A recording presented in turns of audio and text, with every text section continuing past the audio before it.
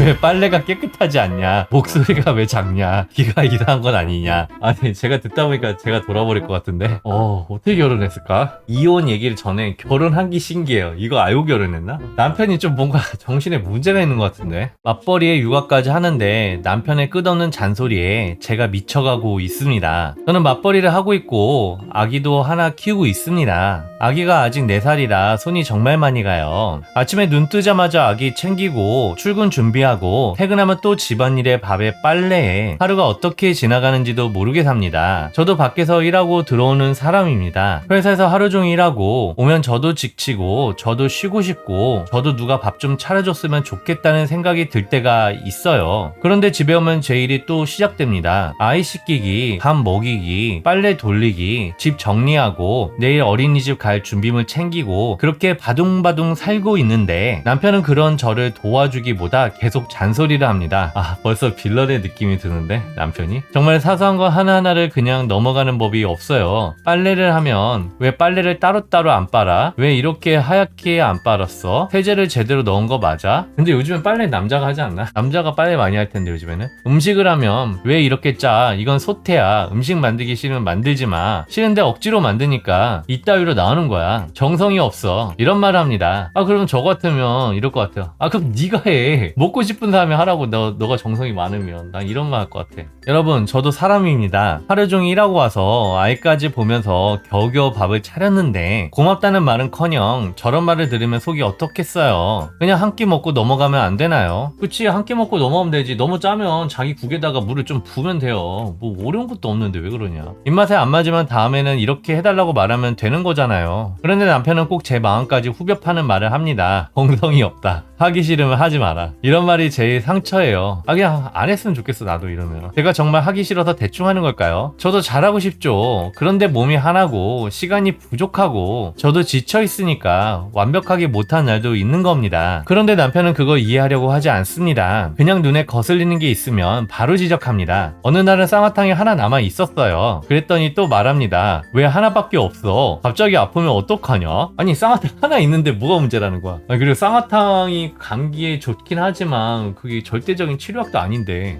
내가 더 황당하네. 아니 쌍화탕 하나 남았으면 다음에 사러 가면 되는 거잖아요. 그러니까 내 말이 다음에 사러 가면 되지. 하나 있는 게 어디야. 하나밖에 남은 게 아니라 하나 있으니까 감사하다지. 그걸 가지고 제가 준비성이 없는 사람처럼 말합니다. 어디 나가서 밥을 먹으러 가려고 해도 똑같습니다. 제가 여기 한번 가볼까 하면 그딴 데를 왜 가? 그래서 다른 곳을 가면 맛이 없다고 또 투덜댑니다. 맛이 없으면 제가 일부러 맛없는 집을 고른 것도 아닌데 결국 분위기는 또 제가 망친 사람이 됩니다. 뭘 결정해도 욕먹고 결정을 안 해도 욕먹습니다. 근데 요즘에 맛집 같은 거 남자들도 많이 찾아보는데 남편이 제 말을 못 들으면 왜 목소리가 그렇게 작아? 왜 나한테만 작게 말해? 아니 뭐 이게 군대야? 제가 남편 말을 못 들으면 귀가 어떻게 된 거 아니야? 병원 한번 가봐. 이런 식입니다. 저는 이제 남편과 대하는 것 자체가 피곤합니다. 무슨 말을 해도 꼬투리가 잡힐 것 같고 제가 하는 행동 하나하나가 평가받는 기분이에요. 남편이 집안일을 아예 안 하는 건 아닙니다. 가끔 빨래도 갭니다. 그런데 문제는 빨래를 개면서도 잔소리가 시작된다는 겁니다. 왜 빨래가 깨끗하지 않냐? 이건 왜 이렇게 됐냐? 관리를 어떻게 하는 거냐? 아니 제가 듣다 보니까 제가 돌아버릴 것 같은데 아니 빨래가 깨끗하지 않은 거는 세탁기한테 물어보던가 왜 이렇게 잔소리가 많아. 와 피곤할 것 같은데 도와주는 건 고마운데 그 뒤에 잔소리가 따라오니까 차라리 안 했으면 좋겠다는 생각까지 듭니다. 남편이 주라는 건 운전입니다. 어디 갈 때 운전하는 것 물론 그것도 고맙죠. 하지만 그 운전 하나를 하면서도 온갖 짜증과 잔소리가 따라오면 같이 차 타고 있는 시간이 지옥 같습니다. 지난 주말에도 일이 있었습니다. 시댁에 갔다가 갑자기 월정사를 가자고 하더라고요. 처음부터 그런 계획이 있었던 것도 아니고 갑자기 정해진 일정이었습니다. 저희 아이는 4살이고 이제 기저귀를 평소에는 거의 안 하지만 잘 때만 쓰는 편입니다. 그래서 저는 혹시 몰라 기저귀 하나만 챙겼어요. 어딜 멀리 간다는 이야기도 없었고 따로 준비할 시간도 없었습니다. 그런데 갑자기 월정사에 가게 되니 남편은 또 시작했습니다. 왜 맛집을 안 찾아놨어? 아이폰 충전은 왜 끝났어? 아이폰 충전이 끝났으니까 끝났겠지. 왜 그래? 왜 기저귀를 여러 개 안 가져왔어? 아예 차에 기저귀를 사다 놔야지. 아니 그럼 본인이 사다 놓던가. 진짜 까다롭네 이 사람. 준비성이 왜 이렇게 없어? 아이가 갑자기 쉬마렵다고 하면 그때도 제 탓입니다. 왜 차에 기저귀 기저귀를 안 둬. 엄마가 준비성이 있어야지. 아이는 4살입니다. 그 나이 아이가 갑자기 화장실에 가고 싶다고 할 수 있잖아요. 그럼 화장실을 찾아보면 되는 거고 상황이 안 되면 같이 방법을 찾으면 되는 거잖아요. 그런데 남편은 매번 저를 탓합니다. 차에서 잠깐 쉬는 중에 제가 밖에 나가 있으면 내가 돌아버리겠다 이거 있다 보니까 왜 나가 있어? 뭐 하는데? 이런 식입니다. 정말 숨이 막힙니다. 월정사에 잠깐 들려 구경을 하고 내려왔는데 남편이 갑자기 배 아프다고 했습니다. 그러면서 자기는 밥을 못 먹겠다고 하더라고요. 그래서 제가 말했습니다. 그럼 먹으면 안 되지. 올라가서 먹든지 해야지. 제가 그렇게 말한 이유가 있습니다. 만약 제가 그래도 뭐라도 먹자고 했다가 음식이 맛이 없으면 분명히 또 제 탓을 할 겁니다.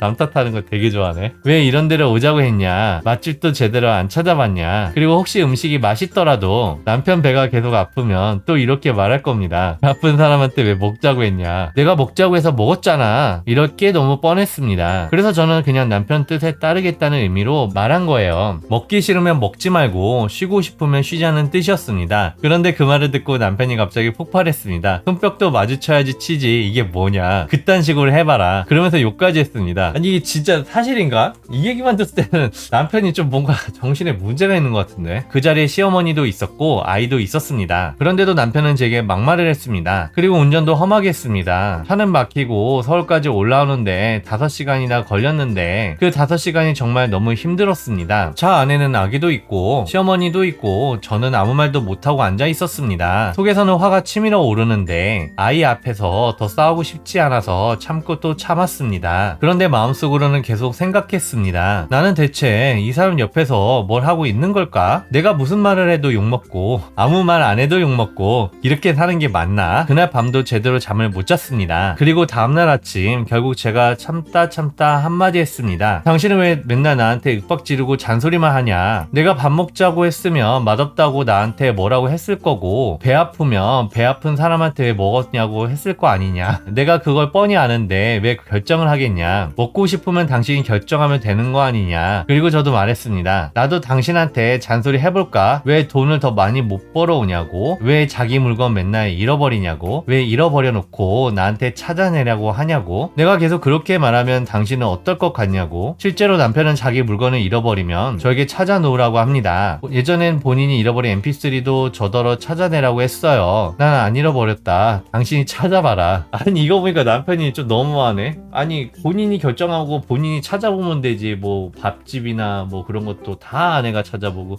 음식도 다 아내가 하고 그러면서 원망은 다 아내한테 하고 또 심지어 물건도 잘 잃어버려. 어떻게 결혼했을까? 이혼 얘기를 전에 결혼한 게 신기해요. 이거 알고 결혼했나? 난 안 잃어버렸다. 당신이 찾아봐라. 그러더니 나중에 자기 가방에서 나왔습니다. 그런 일도 결국 사과 한마디 제대로 없이 넘어갑니다. 저는 출근을 하는데 회사에 와서도 일이 손에 안 잡혔습니다. 할 일은 많은데 머릿속이 너무 복잡하고 가슴이 답답해서 미칠 것 같습니다. 요즘은 정말 이혼 생각도 듭니다. 아이를 봐서 참는다고 생각해 왔어요. 아이가 있으니까 가정이 있으니까 이런 걸로 이혼까지 생각하는 건 너무한가 싶었습니다. 그런데 저는 점점 냉랭해지고 있습니다. 남편이 싫어집니다. 대화하기도 싫고 같이 있는 것도 싫고 그냥 제발 잔소리만 안 했으면 좋겠습니다. 남편은 자기가 맞는 말을 한다고 생각할지도 모릅니다. 하지만 저는 매일 평가받고 혼나고 지적당하는 사람처럼 살고 있습니다. 저도 직장 다니며 돈 벌고 아이 키우고 살림하고 하루하루 버티는 사람입니다. 완벽하지는 않아도 나름대로 애쓰고 있습니다. 그런데 남편은 제가 애쓰는 건 보이지 않고 부족한 것만 봅니다. 음식이 짜다. 빨래가 하얗지 않다. 기저귀를 왜 안 챙겼냐. 빨래가 하얗지 않다. 뭐 이거 하시는데도 시어머니가 하는 소리 같은데?